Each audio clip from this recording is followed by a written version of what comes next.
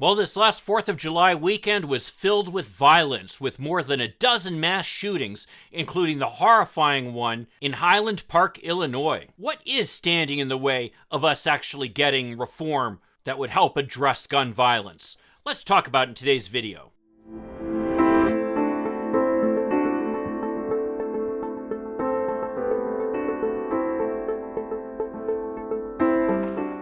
Hi, I'm Mike Greiner. I'm a lifelong Democratic activist who's concerned about the direction our country is taking. I'm also a lawyer and an academic, and I'm here to help you stand up to the BS of the MAGA crowd. So much of the focus after 4th of July has been on the shooting in Highland Park, Illinois. And rightfully so, with 6 people killed and 24 others injured. It's absolutely horrifying. And the stories coming out of it are enough to make your stomach turn. I mean, how about the toddler covered in blood, walking around without parents, only for it to be discovered that both of the child's parents had been killed? Or how about the revelations that the suspect had been visited by police, responding to concerns about his violent fantasies, resulting in the removal of knives and other weapons, only for his father to co-sign an application for a gun permit for him just a couple months later, allowing him to legally buy the weapon that he would use to shoot people during the 4th of July parade in Highland Park? Or how about his effort to escape capture by dressing in women's clothes, knowing that people wouldn't suspect a woman of doing what he did, and acknowledging that if he hadn't been caught, he would have gone on to more shootings? And as it turns out, my wife has a good friend from college who lives in Highland Park who knew people who were at the parade. Fortunately, she and her family were safe, but it only compounds the tragedy. I think many of us across the country know people who in one way or another have been exposed to this type of gun violence. And yes, Congress was able to pass some legislation after the shooting in Uvalde, Texas. Mild legislation, to be sure, but at least it's something. But the fact that 2/3 of Republicans voted against this legislation, and that Senator John Cornyn, when he was in Texas, after he had helped negotiate the deal that resulted in this legislation, was booed at the Republican State Convention, and that the Supreme Court ruled that legislation that had been in place for 109 years in New York, making it harder for people to carry guns in public, was deemed to be unconstitutional in an opinion written by right-wing demagogue Clarence Thomas. So those factors make it clear that even as we take a tiny baby step forward in addressing gun violence, the Republicans are holding us back from doing anything more meaningful.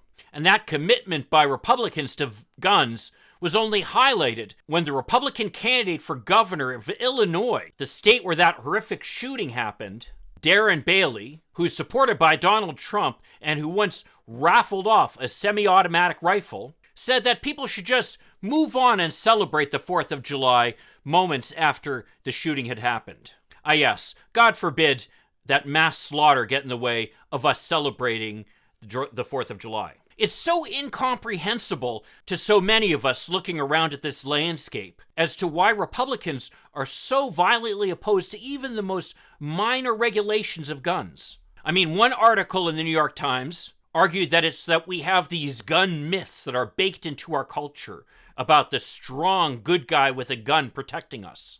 But the reality, I fear, is that the reason these Republicans are so opposed to any kind of regulation of firearms is because they want to use it to intimidate the rest of us. I mean, we find ourselves in a situation in which we have a tyranny of the minority, particularly a white supremacist, sexist, and homophobic minority. And that minority, because of the way the institutions are set up in our country, are exerting undue influence over our politics and are able to block any kind of real progress on so many issues, but especially any issues that would guarantee equality for everybody in the country, not just rich white men. And the truth is, that group of authoritarian Christian nationalists are just getting started, as is pointed to in another article in the New York Times, that of course I'll link to down below, that abortion is just the beginning, and the Supreme Court has already signaled that they're going to be doing everything in their power to undermine our democratic system. So how are they going to enforce this? Well, they're going to continue to enforce this with militias walking around armed to the teeth,